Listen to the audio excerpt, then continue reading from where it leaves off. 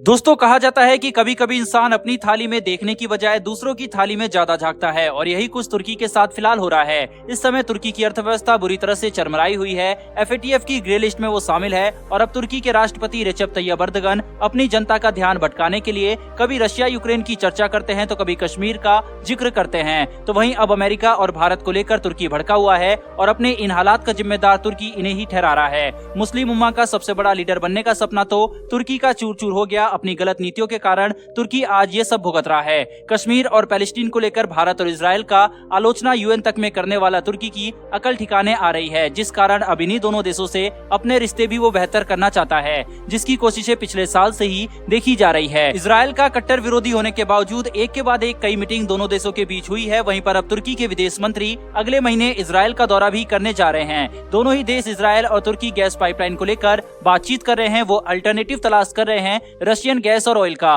कुल मिलाकर ये सब बताने का मकसद ये है कि आज दुनिया कारोबार पर चलती है, ना कि मित्रता पर। पाकिस्तान और तुर्की ने काफी कोशिश की अपनी दोस्ती का प्रचार प्रसार करने की, लेकिन आज वही तुर्की इजराइल और भारत के करीब आना चाहता है। हालांकि भारत ने अभी इजराइल की तरह तुर्की को ज्यादा तरजीह नहीं दी है। वहीं पर तुर्की की तरफ से अब भारत और अमेरिका को लेकर बयान दिया गया है, जिसमें उसकी बौखलाहट और छटपटाहट साफ नजर आ रही है। दरअसल ये बयान S-400 डिफेंस सिस्टम की डील जो भारत और रूस के बीच 2018 में हुई थी उसको लेकर है। जैसा कि आप स्क्रीन पर नवभारत टाइम्स का आर्टिकल भी देख सकते हैं। दरअसल तुर्की की तरफ से उनके रक्षा मंत्री की ओर से इसको लेकर प्रतिक्रिया सामने आई है। रूसी S-400 एयर डिफेंस सिस्टम को लेकर तुर्की अमेरिका के रवैये को लेकर नाराज चल रहा है। तुर्की के रक्षा मंत्री ने कहा है कि अमेरिका रूस से S-400 सिस्टम की खरीद के मामले में तुर्की और भारत के प्रति अलग अलग नीतियों का पालन करता है। अगर अमेरिका तुर्की की सच्ची दोस्ती, ताकत और गठबंधन पर ध्यान देता तो चीजें आसान हो जाती। रिपोर्ट में कहा गया है कि अमेरिका S-400 को लेकर भारत के लिए एक अपवाद बनाने को तैयार दिख रहा है। वहीं पर उन प्रतिबंधों को लागू करने से परहेज कर सकता है जो तुर्की पर S-400 की खरीद पर लगाए गए थे। भारत ने 2015 में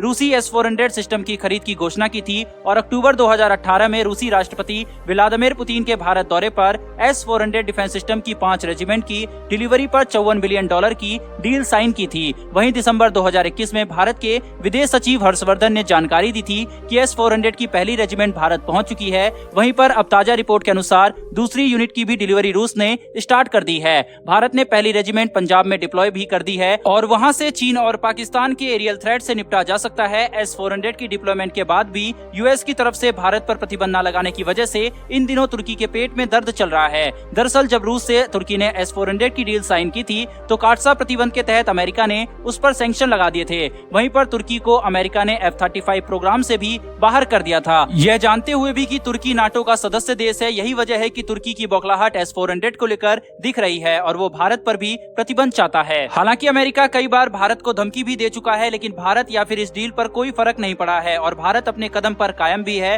और अभी की परिस्थितियों को देखते हुए अमेरिका इन हालात में नहीं है कि वो भारत पर प्रतिबंध लगा सकता है। बहरहाल बढ़ते हैं एक और बड़ी खबर की तरफ, जो कि भारत के मेक इन इंडिया प्रोग्राम से जुड़ी हुई है। दरअसल रक्षा क्षेत्र में भारत मेक इन इंडिया के साथ साथ आत्मनिर्भर भारत को बढ़ावा देने के लिए भारत ने ऐसे बड़े बड़े कदम उठा लिए हैं जो इस बात को दिखाता है कि भारत की रफ्तार को कोई नहीं रोक सकता। दरअसल रक्षा मंत्रालय की तरफ से कानून में एक संशोधन किया गया है। रक्षा मंत्रालय की तरफ से यह बताया गया है कि भारतीय रक्षा उद्योग पर जो वित्तीय बोझ लग रहा था उसको कम करने के लिए एक इंटीग्रेटेड पैक्ड बैंक गारंटी यानी कि IPBG की जरूरत को समाप्त करने का ऐलान किया गया है। अब इसकी वजह बिल्कुल सिंपल है कि इससे घरेलू मैन्युफैक्चरिंग को बढ़ावा दिया जाना है। इसमें कहा गया है कि 100 करोड़ की लागत से अधिक वाले सभी मामले में अधिग्रहण की राशि को बोली के रूप में लिया जाएगा। इन सब फैसलों की जो मुख्य वजह है वो हथियारों को लेकर अपनी डिपेंडेंस दूसरे देशों से कम करनी है। भारत आज इतना सक्षम खुद हो चुका है कि वो इस क्षेत्र में आत्मनिर्भर बन चुका है। विदेशी कंपनियां भारत के अंदर भारत के साथ मिलकर काम करना चाहती है और वो खुद भी भारत के मेक इन इंडिया प्रोग्राम को बढ़ावा देना चाहती है।